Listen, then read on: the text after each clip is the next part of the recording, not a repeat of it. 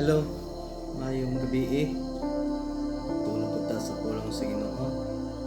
Diya sa Leviticus City, Tanday City. Diri sa Levitico City, Tanday City. Mao kini ang tulumanon tungod sa halad sinunog, sa halad nga uhay, sa halad tungod sa sala, sa halad tungod sa paglapas, sa halad sa ordinasyon sa pare ug sa mga halad sa pakigdait. Mga tulumanon sa Levitico City, Tanday City, naghisgoteryo, nag-andam og mga tulumanon ang Dios aron pinaagi niini motunhay ang relasyon sa mga Israelita ngadto sa Dios.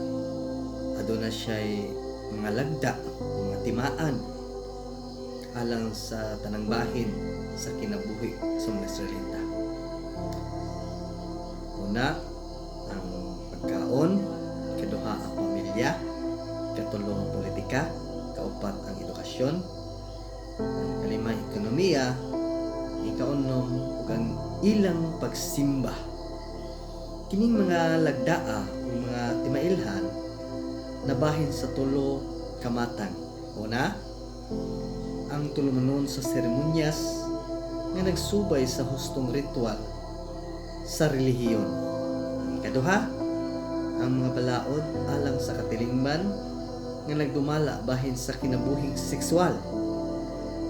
Pagbayad sa gigubang mga kabtangan, silot sa kadaot nga gihimo sa tao, pagtabang sa kabos ug sa uban pang sama niini.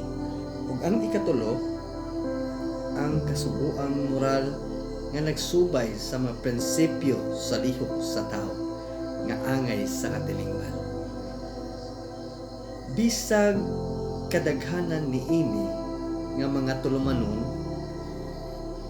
natuman diha kang Hesukristo. Amen.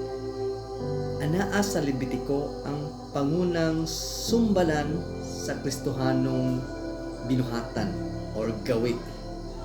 Kini mao ang higugmaa ang inyong isikataw sama sa inyong paghigugma sa inyong kaugalingon. Unsa mang simple nga butang nga makapakita kita nga nahigugma ta sa atong isikataw, mao kini igsoon.